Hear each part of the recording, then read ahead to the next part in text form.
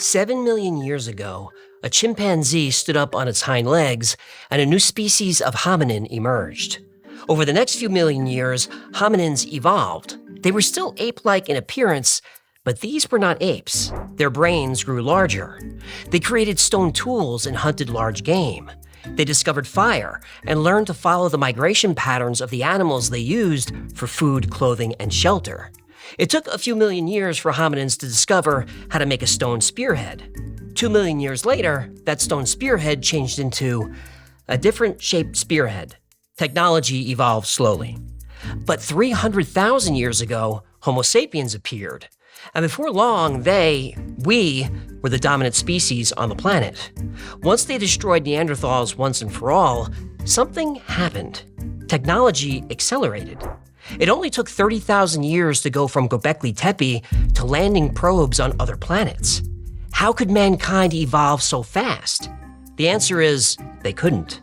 Mankind didn't evolve at all. Mankind was engineered, purpose-built to be the perfect slaves for a race of far superior beings who, according to ancient texts, descended from the heavens. Eventually, the slaves rebelled, and our masters tried to destroy us in a great flood. Sumerian texts, Egyptian religions, ancient Indian myths, Native American legends, even the Bible, they all tell the same story. It's the story of gods and men. It's the story of the Anunnaki.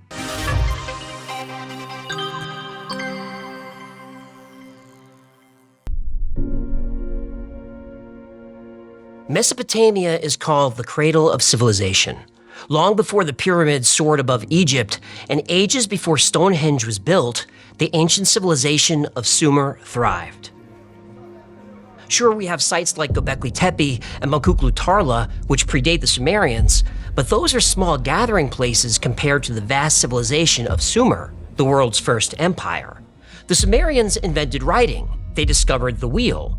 The sailboat was first created by the Sumerians. They revolutionized agriculture by inventing the first plow, to be used on farms fed by a sophisticated irrigation system. Again, the world's first. Though the Greeks get credit for inventing city-states, that too was a Sumerian concept. Sumer was organized into city-states, each governed independently with its own ruler. These rulers reported to the king according to the Code of Ur-Nammu, the world's first legal system. Sumerians understood complicated mathematics and astronomy. Their number systems used to tell time and measure the angles of a circle are still used today. Sumer was founded about 7,000 years ago, and you probably know everything I've said so far. This is common knowledge. What's also common knowledge is that Homo sapiens, or modern man, appeared about 300,000 years ago. Look at how much our technology has evolved since the Sumerians. It took only 7,000 years to go from discovering writing to landing a man on the moon. Okay, to landing something on the moon. Better. So what took so long? Why the sudden explosion of technology? What was modern man doing for the 225,000 years or so before ancient Sumer? Why did technology not progress? Ancient Sumerian texts tell us why. Technology couldn't progress because humans were busy working the mines. Working on a coal mine, going down, down, down. Working on a coal mine, woo, I gotta slip down. Oh, they weren't mining for coal, they were mining for gold.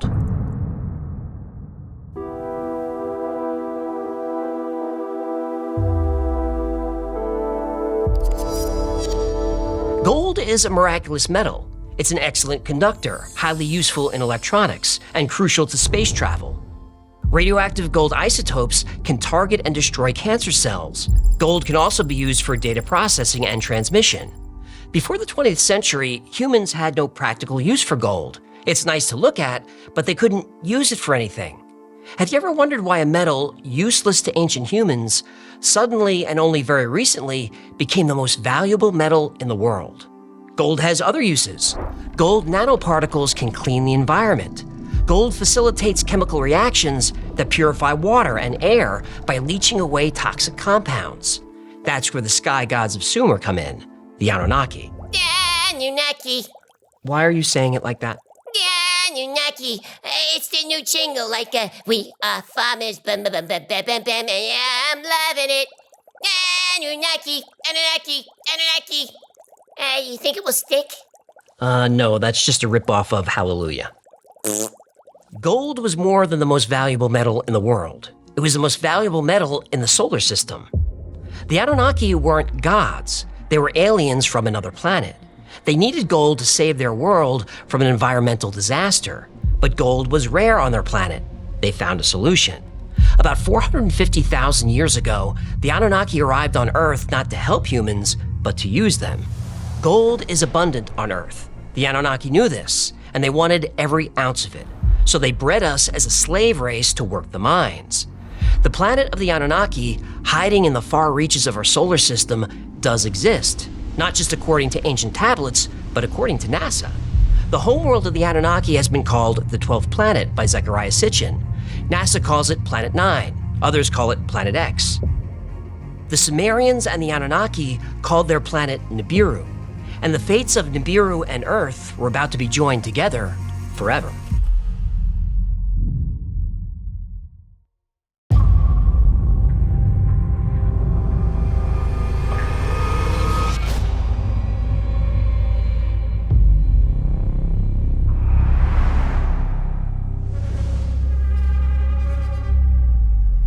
Anu stood on his balcony and laughed to himself. His laugh wasn't about anything funny. It was a sarcastic laugh.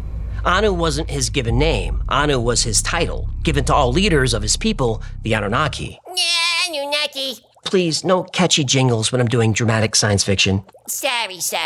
Go ahead, Philip K. Dick. 50,000 years ago, when Anu was young and ambitious, he fought former King Alalu for the throne and won. The council elected him to see Nibiru through the crisis. But during his time as leader, conditions on the planet were only getting worse. Industry on Nibiru was highly controlled. Factories polluted the air. There was no way to avoid it, but they had the technology to control it. Skyscraper-sized air recyclers dotted the landscape around every urban area. However, a series of volcanic eruptions caught the Anunnaki by surprise. Ancient volcanoes spewed ash and toxic gas into the air, overwhelming the recyclers with mountain-sized pyroclastic flows. Within weeks, the recyclers began to fail. Within months, the atmosphere began breaking down.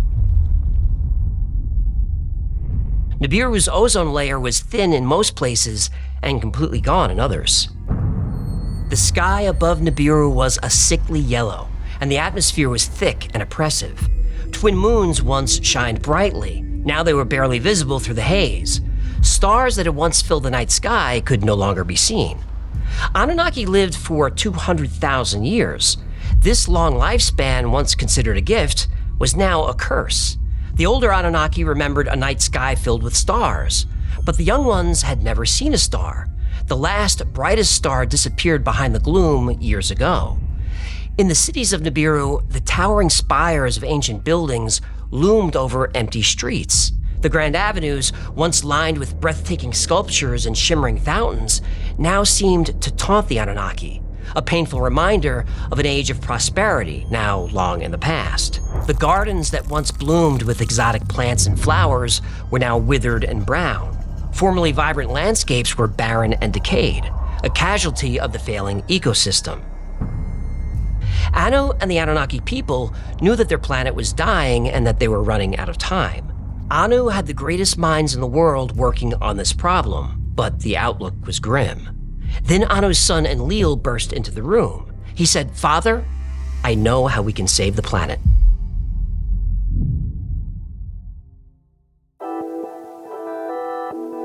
In the halls of learning, the greatest minds of Nibiru worked tirelessly to find a solution. They pored over ancient texts and conducted countless experiments, searching for a way to halt the decay of their world.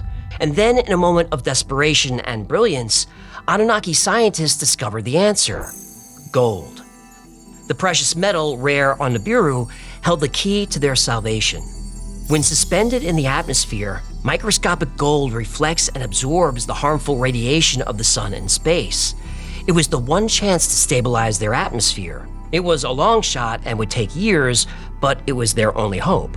The Anunnaki mobilized all their resources and devised a plan. They sent expeditions to the far reaches of the solar system, searching for planets rich in gold. They would mine the gold, bring it back to their planet, and release it into the atmosphere in a desperate attempt to save their world. For years, probes went out, and probes found nothing.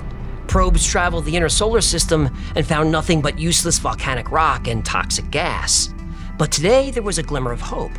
One of the probes reported not just the presence of gold, but of many more life-saving resources. All the elders were present at the council meeting. Enki, Inanna, Ninhursag, and Utu. But it was Anu's son Enlil who spoke first. Data from one of our probes has come in. There is a planet very close to the yellow star, rich in gold. It also has liquid water in abundance. Its atmosphere is thinner than ours, but it has a strong magnetic field that shields it from the radiation killing our planet. It's the third planet from the star. Anu knew of this planet. They called it Kai, but would later become known as Earth. Earth revolved around the sun very quickly. Nibiru was also in orbit around the star, but it took 3,600 Earth years to complete one revolution. Anu thought Earth sounded perfect. The journey would be dangerous, but times were desperate. Soon Nibiru would be making a close approach to Earth. The timing was perfect. He urged them to depart immediately, but Enlil had more to say. But Earth is teeming with life, including intelligent creatures, though still early in their development. These creatures are bipedal like us, but smaller than us, perhaps half our height. The creatures Enlil spoke of were under 6 feet tall. Anunnaki were between 12 and 15 feet tall. This is because Nibiru's gravity wasn't as strong as Earth's. This was just math. More gravity means smaller life forms. Low gravity allows plants and animals to grow very tall. Aside from their small size, the Earth creatures were similar in appearance to the Anunnaki in other ways. The Anunnaki had larger eyes and larger skulls than the Earthlings, but the Earth beings had 2 arms, 2 legs, eyes, nose, mouth, just like the Anunnaki. Anu sensed concern in Enlil's voice. Do these Earth creatures pose a threat to us and our project? They are primitive but violent. Some eat animal flesh, if you can imagine. They have no interest in gold, but they may perceive us as a threat. They have no technology beyond wood and stone. Still, in numbers, they could be dangerous. That's what the Ajiji are for. The Ajiji were a race of slaves who served the Anunnaki in all things, from operating the factories to maintaining order. They were an intelligent and obedient workforce, and they could surely handle primitive creatures half their size. The council convened, the decision was made, and 300 Anunnaki and 600 Ajiji were loaded onto great ships. It was time to make the journey sunward. It was time to make the journey to Earth.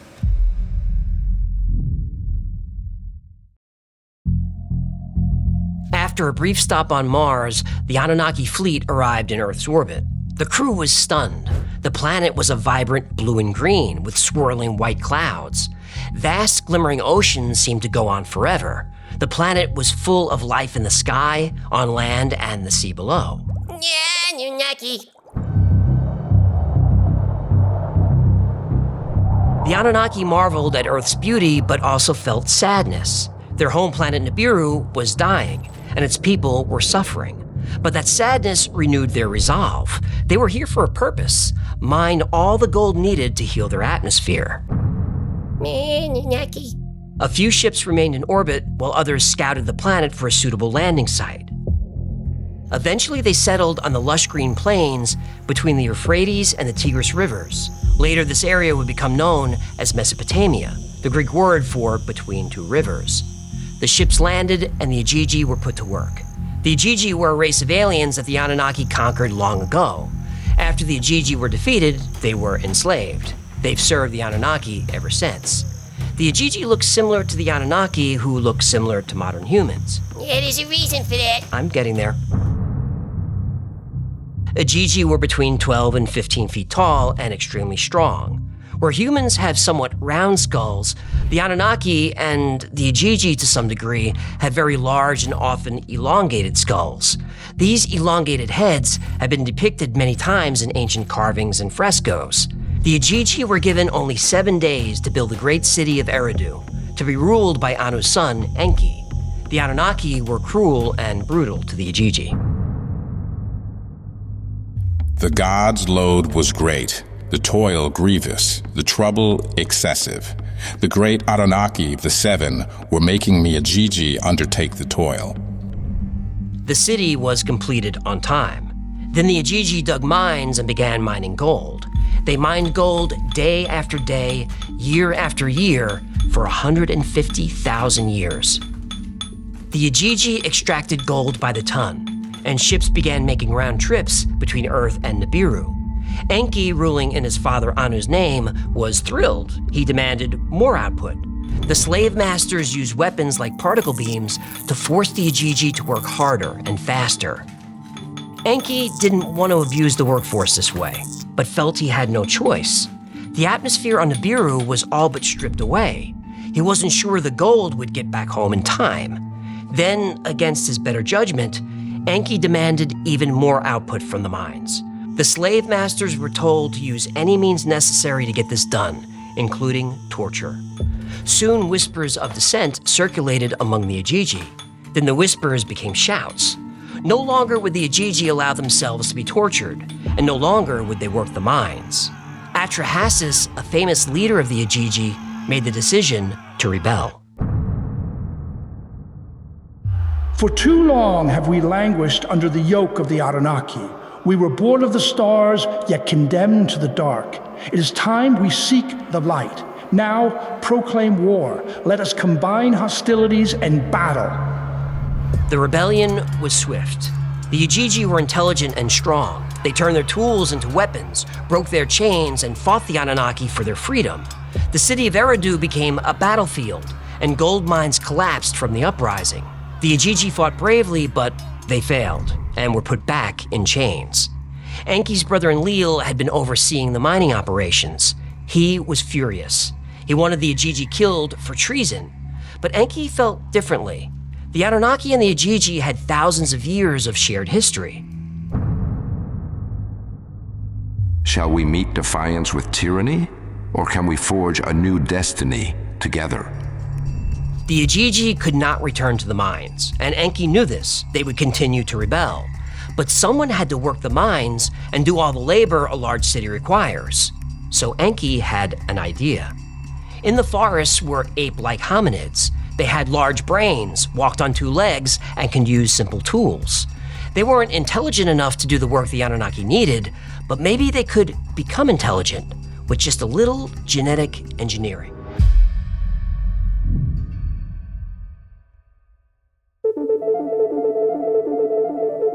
There were groups of hominids living in the forest around the Anunnaki cities. These were our ancestors. They were either Homo heidelbergensis or Homo erectus. Yeah. Stop it. The Anunnaki took one of the hominid males and attempted to cross his genetics with the Anunnaki. Yeah, Anunnaki. Enki wanted to create a creature that would be intelligent like the Igigi, but not too intelligent. They would be strong, but much smaller than the Igigi. They would be engineered to be submissive and much easier to control. The first experiments were done in a lab, and the results were horrific. Instead of creating a perfect being, the genetic experiments created monsters. Gorgons, Cyclops, Banshees, and two-headed giants. These monsters still live on in ancient stories. The Anunnaki changed their approach. They genetically spliced their DNA with that of a hominid female. Then, rather than grow the embryo in a lab, they implanted it in the female. It worked. Less than a year later, a child was born, a boy. He looked more like the Anunnaki than the ape-like creatures roaming the forest. They named the child Adamu. Adamu, like Adam from Adam and Eve? Yep. Adamu means first man. In Hebrew, the word also means from the ground or earth. In Genesis, God made Adam in his own image from the dust on the ground. In ancient Sumerian, Akkadian, and Babylonian texts, the creation of man is described the same way. Man is created in the image of the god or gods by mixing the blood of a god with the clay of the earth. Ancient Egyptians had a story of man being created by mixing a tear of a god with the clay of the earth. Blood, or even a tear, would contain DNA.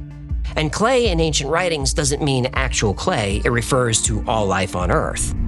Every culture and religion has some variation of this story. Not a coincidence. Probably not. And there is that gap in history where hominids go from very simple primates to a very intelligent, advanced race. We're far more intelligent than any of the species before us. You'd think there'd be a slow but steady evolution of intelligence, but we don't see it. It's as if humans suddenly appeared. Dr. Ellis Silver wrote a book about this jump in evolution in his book Humans Are Not From Earth. His theory says that humans were brought here by aliens. Now, whether brought here or created here, the theory says humans were genetically engineered using alien DNA. Dr. Silver claims that humans are not well suited to Earth's environment, while every other animal is. Why did we lose our fur? Human skin is very sensitive to sunlight and UV radiation. If we spend too much time in the sun, it leads to serious diseases, especially skin cancer. No other animals get sunburned. Mammals have fur or thick skin. Fish scales, even birds' feathers, all offer protection from the sun. Sure, pigs, elephants, and even reptiles can get burned, but they protect themselves by rolling around in mud or changing their skin. Now we have sunblock, but what did humans do to protect their skin 100,000 years ago? Also, humans are more susceptible to illness, disease, and birth disorders than other animals. I have 2 cats. I've had cats for years. I can't remember them ever getting sick. Buddy eventually got sick, but then he died. For 14 years, he never had so much as a cold. Now, I know cats, dogs, and animals do get sick, but not at the rate humans do. Dr. Silver mentions that humans tend to crave food that's bad for us. Salt, sugar, fat, carbs. We're surrounded by vegetables, nuts, and fruit, but most people would rather have a cheeseburger, fries, and a milkshake. I know I would. Back pain is another reason Dr. Silver thinks humans are not from Earth. He claims we're not designed for Earth's gravity. It's too heavy. He believes we evolved on a planet with lower gravity. Like Nibiru. Right. The Anunnaki were very human-like, but they were about twice our height, 12 to 15 feet tall. This would indicate they evolved on a planet with lower gravity than Earth. He presents a very compelling case backed up by science. I link to his book below. It's believed that Homo sapiens first emerged about 300,000 years ago. This is exactly the time of the Igigi Rebellion. So back to the first man, Adamu. The Anunnaki also created a female, Hiva, so they could— When I get that feeling, I want sexual healing. Sexual healing. It's good for me. Continue. The Anunnaki needed humans to procreate on their own, and they did, often. The Anunnaki guided this new race for a few hundred years. The population grew to thousands. The Anunnaki taught the new humans all the skills they needed to maintain the city, build homes, plant and harvest crops. But most importantly, the Anunnaki gave humans the skills to mine gold. Yeah, Anunnaki. The Anunnaki were so pleased with their creation that they allowed humans to visit their sacred garden, Eden. So, Adamu and Hiva in the Garden of Eden, eh? According to ancient Sumerian writing, yes. Sounds familiar. Yep, there is a lot of the Anunnaki story in every major religion in the world. But now we run into a problem.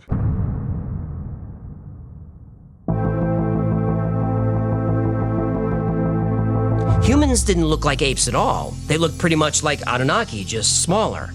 And human women were beautiful. Uh-oh. That always means trouble. One of these women caught the eye of Enki, the Anunnaki ruler of the city Eridu. Yeah, and there it is. Hey, Enki, her eyes are up here. But relationships between Anunnaki, Igigi, and humans were strictly forbidden. Don't sleep with the help. Oh, come on, that's rude. I'm serious. You get in trouble when you party with your employees. Just ask Arnold and Ben Affleck. So Enki broke the law and had a relationship with a human woman. From this relationship, a child was born, a boy named Adapa. Until now, humans were very simple, docile beings, intelligent enough to do the work the Anunnaki needed, but not intelligent enough to complain about it. The birth of Adapa changed everything. He was part human, part Anunnaki. He was extremely intelligent. He married a woman named Atiti. A titty? Atiti. What'd I say? From the family of Adapa began a new line of highly intelligent humans. and they started asking questions. They inherited the Anunnaki's desire for gold and for power. But there was a bigger problem. Another trait emerged in this new line of intelligent humans, a trait that would shape the future of our entire species. That new trait was violence.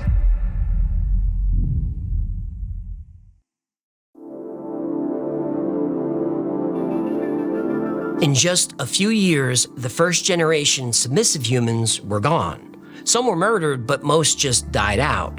The new humans had no interest in mating with them, but they still were interested in mating. Get up, get up, get up, get up. Let's make love tonight. Against the orders of the Anunnaki, these new, intelligent, violent humans procreated a lot. Wake up, wake up, wake up, wake up, because you do it right.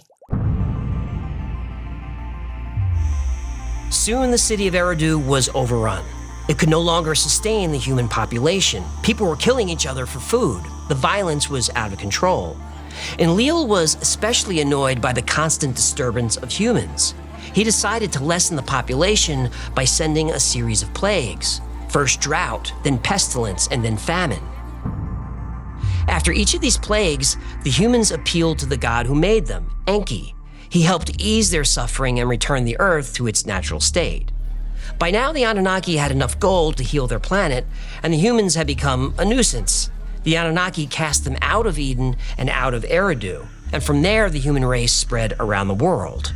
But not all humans left. Some stayed and had relationships with several Anunnaki. The children born of these relationships were extremely powerful demigods. Legendary figures like Gilgamesh, Samson, Hercules, and Perseus were the offspring of Anunnaki human unions. But some humans had relationships with the Igigi. These unions did not produce heroes. They produced monsters. These offspring were a race of giants called the Nephilim. They were cruel and brutal. They tormented and tortured humans, and in many cases, they ate them. Nephilim episode link below. Meanwhile, mankind flourished. Human settlements became cities, and cities became empires. Humans conquered all four corners of the earth. It was a prosperous, if not decadent time. But the human race didn't know their world was about to change, drastically. It first appeared in the night sky like any other star, but as the weeks passed, the object grew brighter and larger. Humans were confused and growing concerned. They had no idea what this object was, but the Anunnaki did. It was their home. Nibiru takes 3,600 years to orbit the sun, but its orbit is highly elliptical, so Nibiru travels way beyond Pluto nearly to the Kuiper Belt, then swings all the way back through the inner solar system. During this time, it comes very close to the Earth, so the Anunnaki started packing. They had enough gold to heal their atmosphere. There was no reason to stay on Earth anymore. Besides, when Nibiru got close to the Earth, they did not want to be on the surface. No, this sounds ominous. Oh yeah, it's gonna be bad. How bad? Well, imagine every disaster movie you've ever seen rolled into one cataclysmic event. Okay, that's bad. It's actually way worse. Yeah, but what about the humans? Oh, after Nibiru passes by the Earth, there won't be any humans left. Oh no.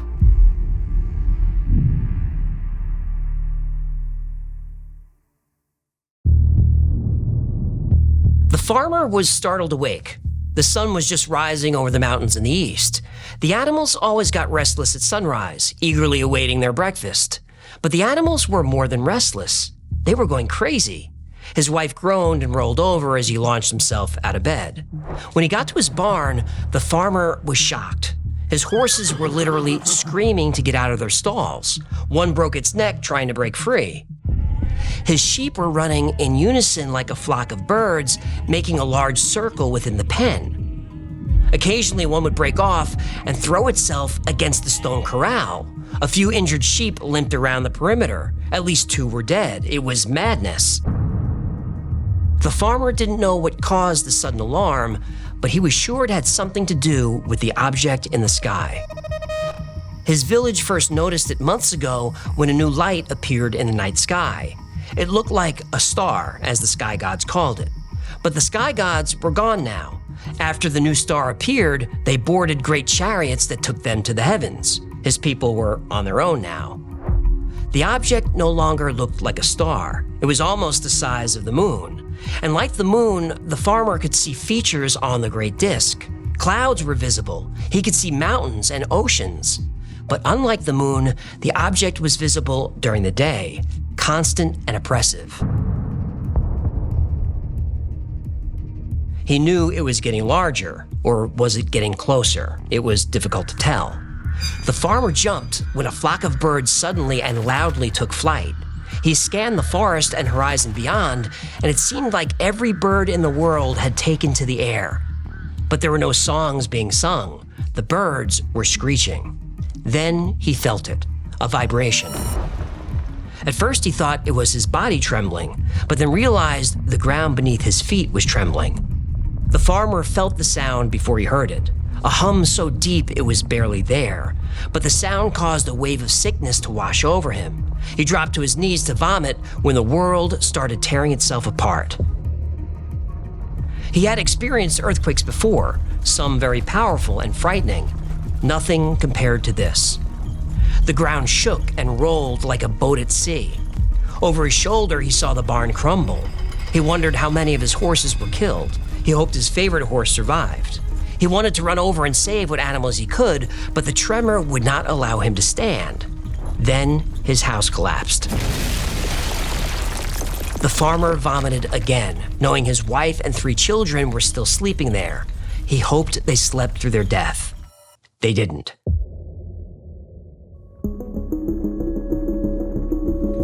He heard his wife screaming from the rubble. He heard the wail of an infant. Then he heard himself screaming. But those sounds were suddenly overwhelmed by a great rumble as the ground lurched forward. The stone corral tumbled. Animals were knocked off their feet. Deafening thunder came next, but louder than any thunder he'd ever heard. The farmer covered his ears, but it was no help. What he couldn't hear, he could feel. He looked to the west. There was the grassy hill with the large olive tree. As far as he knew, the tree had been there forever. The graves of his parents and their parents were in the shade of that tree. He thought his grave might be there soon. Then from over that ridge, he saw what seemed to be mountains of fire. Flaming stones as big as houses were launched into the sky, through the clouds, and into the heavens. Hundreds of them, thousands maybe. Dark smoke billowed from something in that direction, and before he knew it, the blue sky had turned black. The morning sun had disappeared. But at least he didn't have to look at the great disk anymore. He finally got to his feet and staggered toward his house. All he could hear was the growl of the earth, but he knew his wife was still alive. If he could just get to her, maybe he could... Then, a hot coal landed beside him, the kind he'd seen in ovens at the market. It was bright red and aflame. Then another coal landed nearby, this one a bit larger. They hissed as they burned in the tall grass. He then realized the rocks of fire that were launched into the heavens were coming home. Soon stones made of fire were crashing all around him, and they were getting bigger. The barn disappeared in a hail of fire. On the ground, he saw the shadows. The stones were definitely getting larger, and they were bigger than houses, much bigger. The farmer stopped when one of the large shadows found him. He knew what was next. He said a prayer as the faint shadow in the grass grew larger and darker. He heard an approaching scream as the shadow spilled across his entire farm. Then everything went black.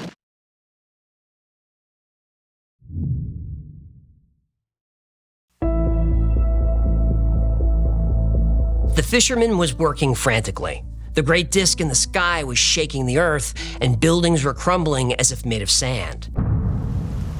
He lashed ropes around a wooden pike to hold his boat in place. The waves were growing bigger, and his boat was thrashing violently. He hoped his knot would hold. Occasionally, a brick made of fire would drop from the sky and land in the water with an angry hiss. The fisherman was more confused than frightened. The morning was clear and peaceful, and the fish were biting. He was going to make a fortune at the market, but the storm had cut his trip short. Now a blanket of darkness covered the earth, and the wind was howling. Soon the wind's howl became a roar, and rain thrashed so violently that the drops left painful welts in his skin. The earth had been shaking for hours, or was it just minutes? He couldn't tell. When the small houses in the village fell, countless lives were lost, but there were some survivors. They were making their way to the caves nearby. The tremors made it slow going, but the fisherman was sure they'd make it. A gust of wind felt like a shove that knocked the fisherman off his feet. But this shove continued and continued. The wind was so strong, the man was pinned to the ground, face painfully pushing into the sand. Any houses that survived the quake would not survive this gale.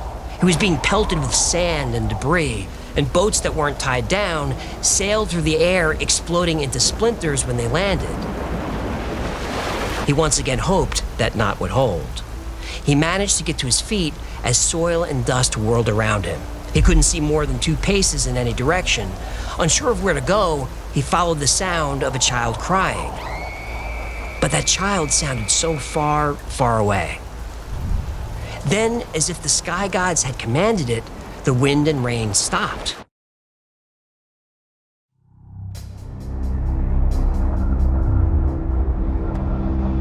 Debris fell to the ground as if dropped by the gods' hands.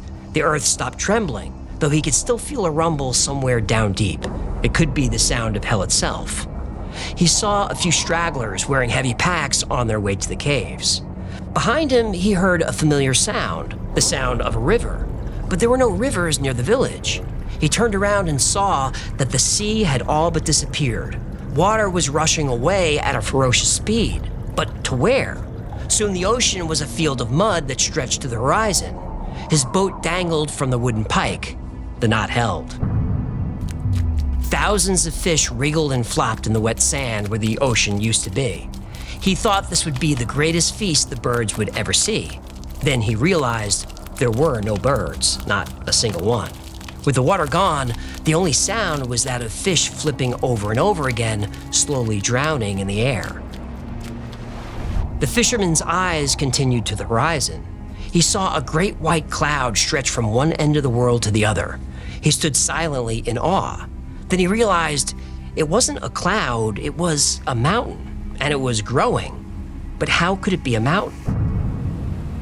It was a mountain of water, a wave. The biggest wave he'd ever seen. The biggest wave anyone had ever seen. As it approached, its crest pierced the clouds, taller than any mountain, higher than any bird could fly, bigger than anything the fisherman had ever seen. His father had taught him how to steady his boat when a big wave hits, but his father never mentioned a wave that touched the heavens. Soon, what little light seeped through the gloom was snuffed out by the shadow of the wall of water. The wave rushed ahead at great speed.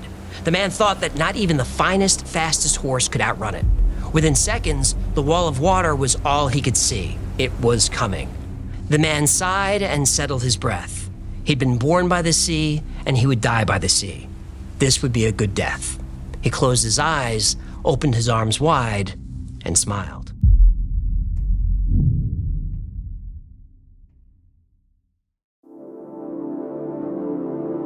In orbit, the Anunnaki watched the continents of the Earth sink beneath the ocean. Tiny islands, once the peaks of great mountains, appeared here and there, but there were too few for anyone to survive, for anything to survive. They knew the Great Flood was coming. Nibiru passes by the Earth every 3,600 years, but the distance varies. Sometimes Nibiru stays far outside the moon's orbit, and the effects on Earth are small. But sometimes, like this visit, Nibiru soared between the Earth and the moon at 40,000 miles per hour. The Anunnaki knew the Earth would be devastated. In the months prior, there was a lot of debate among the elder Anunnaki. Yeah, Anunnaki. At first, they decided to let humanity perish. Enlil said that humans served their purpose and now were nothing but a nuisance. A great flood was just what the Earth needed, a fresh start. But Enki had grown to love humans. Remember, he married a human woman. Enki offered Enlil and the other Anunnaki a compromise. The flood would come as planned, but one man and his family would be spared. Utnapishtim, a wise and good man. He and his wife and family would build a large boat. An ark.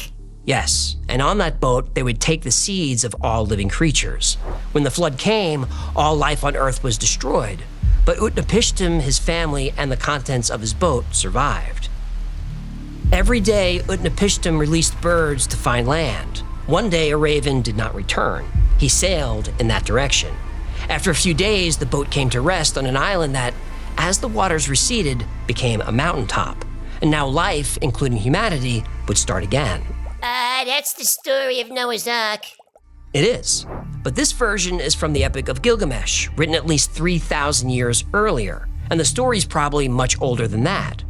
Every culture and religion on Earth has a flood myth, which are all very similar to the Sumerian flood myth. Some cultures tell the identical story just with different names. So mankind is reborn. But this time, the Anunnaki put in some safeguards. They shortened the human lifespan. They made us more susceptible to illness. They made childbirth dangerous for both mother and child. They would not let the human population get out of control. Bill Gates and the World Economic Forum would be proud. They would. You're gonna live in a pod and eat bugs, you know. I am not eating bugs. Worms are pretty good. I like sushi. Your jibe cuts me, sir. It cuts me to the quick. Soon, new settlements and villages emerged, but all of humanity's previous knowledge was lost to the sea. They were back to the Stone Age. Enki and even Enlil were impressed by the resilience of man and decided to visit the settlements. The Anunnaki descended from the heavens and rose from the seas to give people the gift of civilization. Humans are taught reading and writing, mathematics, astronomy, and even engineering. They're taught how to build great cities. And some believe the Anunnaki helped them build huge structures like pyramids and obelisks found in Egypt and South America. And those pyramids and obelisks were built for a specific purpose, by the way. Tesla might have figured it out, but that's another story. Tesla pyramid link below. The last time Nibiru passed by Earth was about 700 years ago. That time happens to coincide with the emergence of the Sumerian civilization, the first civilization on Earth. Or was it? Nibiru passes by Earth every 3,600 years. Sometimes Nibiru comes so close to the Earth that the planet is wiped clean. About 13,000 years ago, the end of the Younger Dryas, was the time of the Great Flood. This coincides with a time when Nibiru would be passing by. Some believe a meteor impact caused the flood. Others believe it was a major solar event. But what if it was Nibiru that caused the ice sheets to melt and flood the Earth? What if that's the exact story that we've heard today? The earliest Great Flood myth comes from ancient Sumer, about 7,000 years ago. However, tablets and tablets of Sumerian writing still exist, writing that fills books upon books. The Sumerians wrote down everything. They said the Great Flood story, which was told in the Epic of Gilgamesh, happened many years earlier. The dates work out. And if the Sumerians were right, there was a civilization on Earth before the flood, as many researchers like Graham Hancock claim. Now, that previous civilization didn't have advanced technology, but they certainly witnessed it.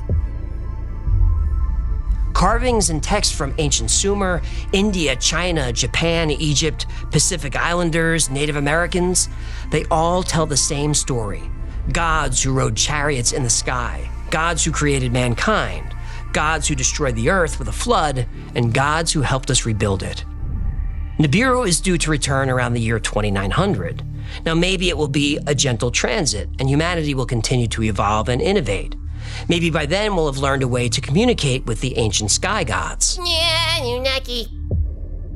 Or maybe Nibiru's next visit will be a violent one, bringing with it another cataclysm that wipes the earth clean. So does that mean all of humanity is destroyed and we have to start again? I don't think so. Technology is going to keep moving forward.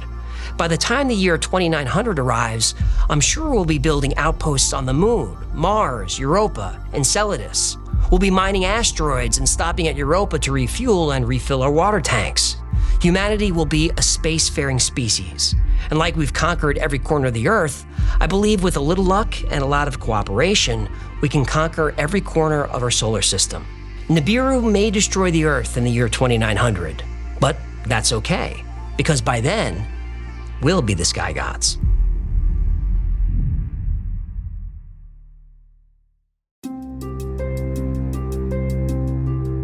The Anunnaki, the sky gods from Nibiru who traveled to the Earth in search of gold, needed to save their planet. And while here, they created the human race as a slave species to mine that gold. Eventually, humans grew too intelligent, greedy, arrogant, and violent. Then they were wiped out in a global flood when Nibiru passed close to the Earth. This story is one of my all-time favorites, and it is a classic. The Ancient Aliens television series is built around this story. But is it true? Ancient astronaut theorists say yes. I know they do. Almost all the Anunnaki ancient alien story comes from the work of Zecharia Sitchin. His book, The 12th Planet, explained how the story is written word for word in ancient Sumerian texts. His first book was such a hit that he wrote a whole series about ancient aliens and their time here on Earth. Sitchin spent over 20 years studying Sumerian tablets and teaching himself ancient languages. He translated thousands of texts, and a legend was born. So, who was Zecharia Sitchin? A Sumerologist? An archaeologist? A philologist? What in the name of Anu is a philologist? A philologist studies languages that are no longer spoken, like Latin, Ancient Greek, Sanskrit, Sumerian, and many others. So, philologist, archaeologist, Sumerologist. Sitchin was none of these. He claimed to have an economics degree from the University of London, though that's never been confirmed. While he was working for a shipping company in New York, he taught himself Sumerian cuneiform. He then visited some ancient sites and started to piece together the ancient astronaut theory. Now, I'm a huge fan of Zecharia Sitchin. I've read all of his books many times, and they're brilliant. But he was wrong about just about everything. Oh, no. His translations of Sumerian writing are more interpretations than actual translations. He even gets the meaning of the word Anunnaki wrong. In the ancient texts of Sumeria, the term Anunnaki means those who from the heavens came. Yeah, that's wrong. The Ancient Aliens TV show uses Zecharia Sitchin's translation, not the real translation. Anunnaki actually means royal blood or royal seed. Anu was the king of the gods, and his consort was named Ki. The Anunnaki were descended from Anu and Ki. They became the gods in the Mesopotamian pantheon. Sitchin's book was released in 1976. There was no internet. There were no databases of ancient writing and cuneiform, but now there is. Because we now know so much about how the Sumerians spoke and wrote, we also know that Zecharia Sitchin wasn't a very good translator. He got even basic words and grammar wrong. In fact, the title, The 12th Planet, refers to the image on the Sumerian cylinder seal VA-243. On the seal, the sun is surrounded by 12 objects that appear to be planets. Sitchin claims that the Sumerians knew of all the planets in the solar system, plus Nibiru and a few other objects. Now, the truth is, the Sumerians did know about planets, but they didn't know of any beyond Saturn. They didn't have telescopes, and Saturn was all that they could see with the naked eye. Maybe the Anunnaki told them. Hang on, I'm getting there. Other things Sitchin got wrong. Not a single Sumerian text mentions a flying vehicle. Yes, we read about them in other cultures. Ancient Indians wrote extensively about Vimana, giant vessels that could soar above the clouds. And in researching this episode, I learned all kinds of interesting things about Vimana that I didn't know. And if you want a full video on that, let me know. It would be a good one. Back to Sitchin. The Sumerians wrote about gold a few times, but not that much. And there's nothing in the text about mining gold to heal the atmosphere on Nibiru. By the way, Nibiru means crossing. Sitchin interpreted this to mean it was a planet that crossed the Earth's orbit every 3,600 years, but that's not what Nibiru was. Nibiru, or the crossing, was often associated with a solstice. It could refer to an object in the sky that indicated a solstice, or it could mean the sun or possibly a star crossing a certain way during a solstice. Sitchin took this idea and ran with it. He interpreted Nibiru to be a planet, but it wasn't. I'm not sure how he came up with the 3,600-year orbit, but if a huge object roared past the Earth every 3,600 years, you'd think there'd be plenty of documentation. Maybe it was lost in the flood. Well, now the flood is interesting. Every culture and religion has a flood myth. I think the count is up to 140 and maybe more, and they're all very, very similar stories. Frequently, 8 people are saved, as in the stories of Noah, Utnapishtim, and many others. It's been said that all the flood myths are copied from the others, and that the flood in the Bible is derived from the Epic of Gilgamesh. But when the ancient Sumerians wrote about the flood, even to them, this was an event that happened in their ancient history. The Younger Dryas. It could be. I think it probably was. I think all these myths were referring to the same great flood, and they didn't copy each other. I think they all arose independently. The ancient Chinese, Mayans, Nordics, and Polynesians weren't intermingling in ancient times, yet they all tell the same story, probably because it happened. Also, almost as many cultures have a creation myth about a god adding his own essence to clay. The essence could be DNA, and the clay could represent early hominids. Zecharia Sitchin's ancient astronaut theory is considered pseudoscience. His work has been called far worse. So is the story of the Anunnaki and Nibiru debunked? Well, not so fast. Debunkers have been asking for hard evidence, physical proof of the Anunnaki. For thousands of years, the Sumerian cities of Eridu and Ur were myths, but they were eventually found. And in the city of Ur, a tomb was discovered. In the tomb was the skeleton of a queen of the first Sumerian dynasty. The first queen? Yep. That would make her a human Anunnaki hybrid. Well, according to the legend, it would. Is she? Sure looks like it. Yahtzee!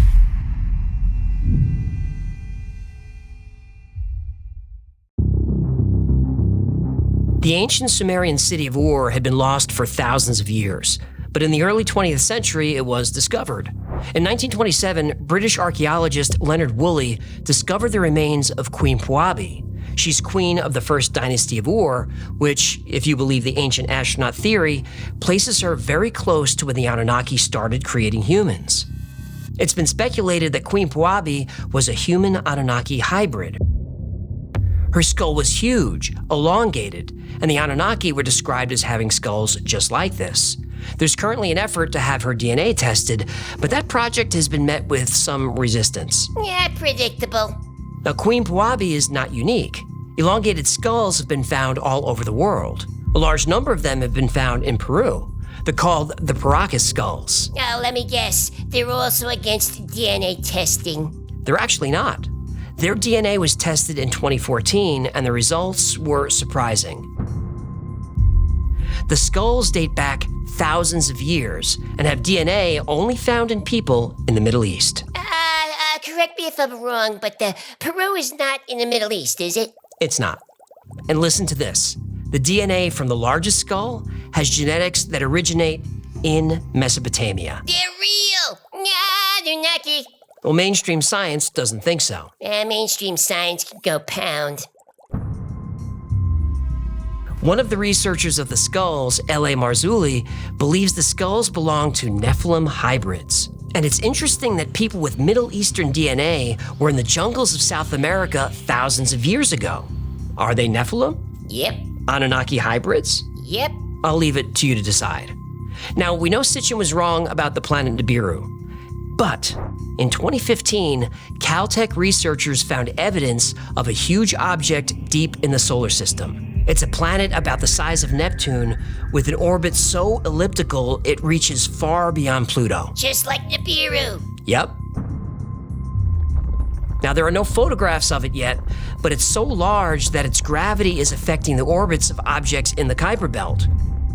Researchers say there is a 98% chance the object is there. Yeah, Anunnaki. It was a long-held belief that Homo sapiens' large brain is what made us so intelligent, but a Neanderthal brain was the same size as ours. Now, they weren't simple cavemen. Neanderthals built families, societies, created art, music, and waged organized war. But Homo sapiens eventually wiped out Neanderthals. How? Neanderthals were extremely strong, far more physically powerful than humans, and they had the same sized brain. They should have destroyed us. Why didn't they?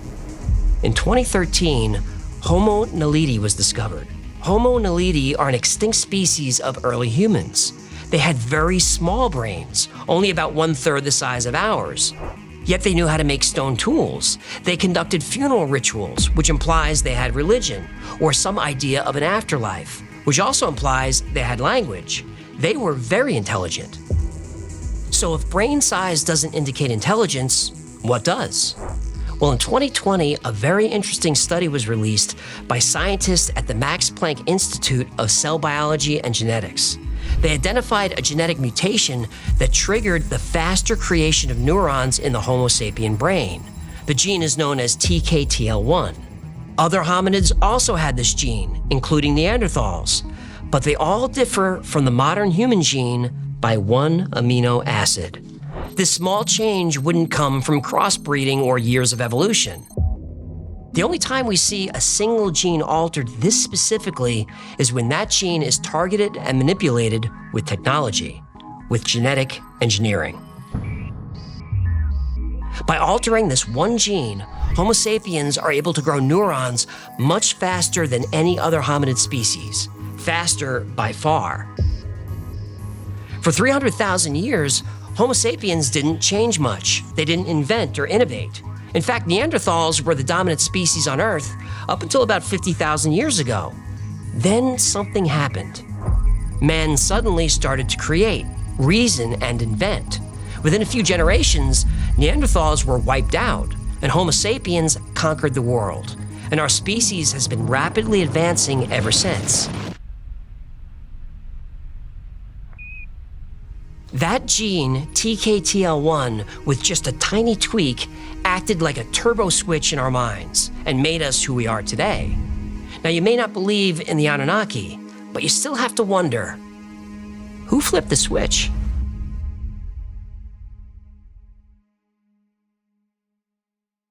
Thank you so much for hanging out with me today. My name is AJ, that's Cyclefish. Yeah, Anunnaki.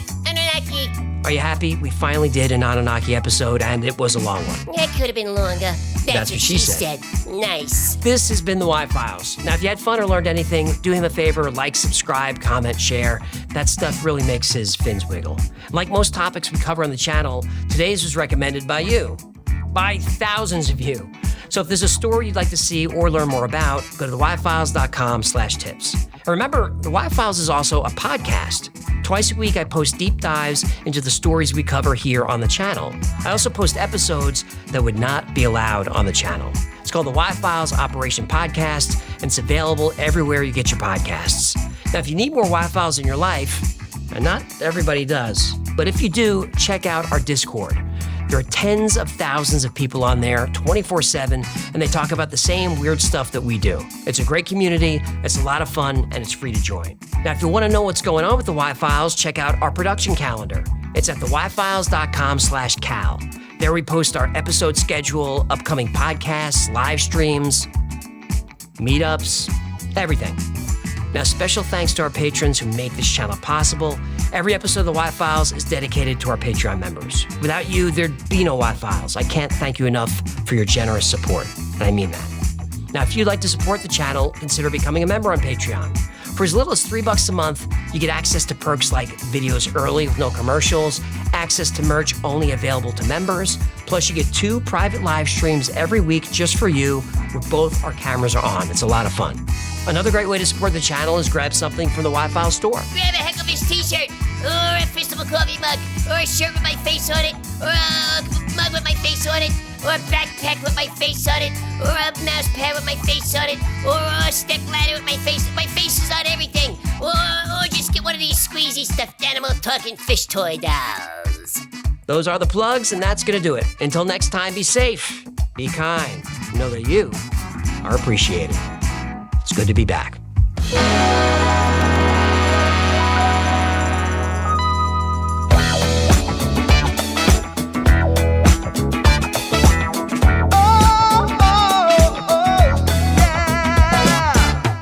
I played Polybius in Area 51. A secret code inside the Bible said I would. I love my UFOs and paranormal fun, as well as music, so I'm singing it like I should. But then another conspiracy theory becomes the truth, my friend. and it never ends. No, it never ends.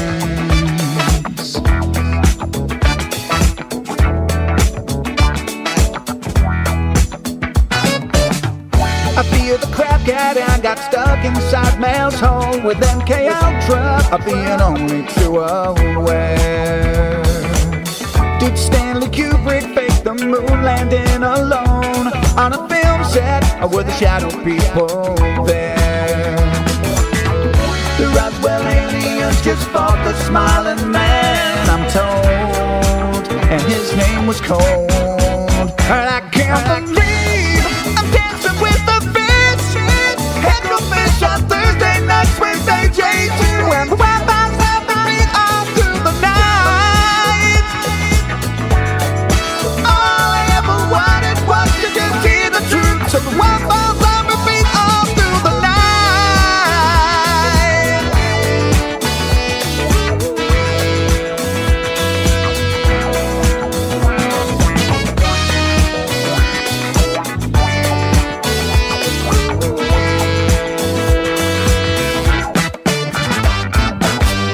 The Mothman sightings and the solar storm still come to Agatha, the secret city underground. Mysterious number stations, planets Earth 02, Project Stargate, and what the Dark Watchers found. We're in a simulation, don't you worry though. The Black Knight satellite, it told me so. I can't believe I'm dancing with the fish. Head to fish on Thursday nights with AJ2, and the Wi-Fi's helping me all through the night. All I ever wanted was to just hear the truth, so the Wi-Fi's on repeat all through the night. Head to fish on Thursday nights with AJ2, and the Wi-Fi's helping me all through the night. All I ever wanted was to just hear the truth, so the Wi-Fi's on repeat all through the